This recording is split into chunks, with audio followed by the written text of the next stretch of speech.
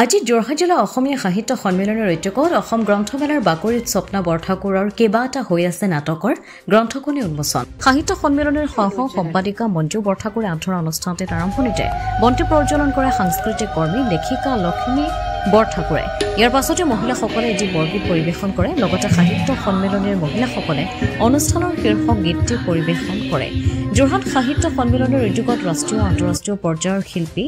লেখিকা ৰাষ্ট্ৰীয় আন্তঃৰাষ্ট্ৰীয় পৰ্যায়ৰ বঁটা প্ৰাপক স্বপ্না বৰঠাকুৰৰ কিবা এটা হৈ আছে নাটকৰ গ্ৰন্থখনি উন্মোচন কৰে বিশিষ্ট অভিনেতা শিক্ষক মুক্তাৰুল হুছেইনে বিশিষ্ট সমাজকৰ্মী লেখিকা মাধুৰী শৰ্মা সভাপণ্ডিতে সঞ্চালনা কৰা সভাখনত বিশিষ্ট অতিথি হিচাপে উপস্থিত থাকে বিশিষ্ট সমাজকৰ্মী অনন্ত কুমাৰ শৰ্মা পোহৰ লাইব্ৰেৰীৰ মুখ্য সম্পাদক অমৰ বৰুৱা লেখিকা দিব্যেশ্বৰী দাস বিশিষ্ট সমাজকৰ্মী প্ৰতাপ বৰুৱা বিশিষ্ট লোকশিল্পী ৰমেন্দ্ৰনাথ দত্ত বিশিষ্ট সমাজকৰ্মী নীলিমা খনিকৰ ক্ষীৰতা দত্ত বৰুৱা লগতে সাহিত্য সন্মিলনৰ বিষয়ববীয়াসকল গ্ৰন্থপ্ৰেমীসকল উপস্থিত থকাও পৰিলক্ষিত হয় উন্মোচক মুক্তাৰুল হুছেইনে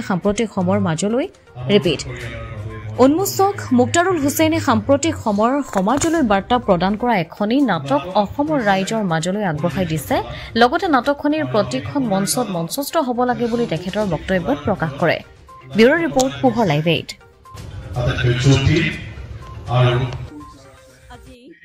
অসম প্ৰকাশন পৰিষদৰ গ্ৰন্থমেলা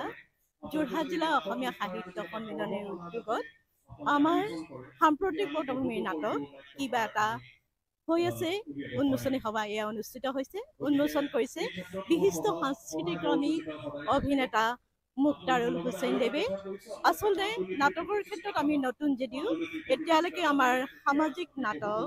জীৱন্ত আখৰা আলোকৰি যাত্ৰা হাকু প্ৰায়চিত আৰু এখন ৫ নম্বৰখন এই ৫ নম্বৰৰ নাটকতে আমি সামাজিক যিবিলাক সমস্যা দুৰ্দশা যিবিলাক সংঘাত সেইখিনি আমি প্ৰতিফলন কৰিবলৈ চেষ্টা কৰিছোঁ আমি নাটক শিকি আছোঁ কিন্তু অলপ দিনৰ আগতে ৰাজতীয়া নামঘৰৰ মুকলি মঞ্চত এই নাটখন মঞ্চস্থ হৈছিলে দৰ্শকে ভূয়সী প্ৰশংসা কৰিছিলে সেয়েহে আমি এইখন গ্ৰন্থৰূপত উন্মোচন কৰাৰ প্ৰয়াস কৰিলোঁ আশা ৰাখিলোঁ সকলো পাঠকেই এই নাটকখন আদৰি ল'ব ধন্যবাদ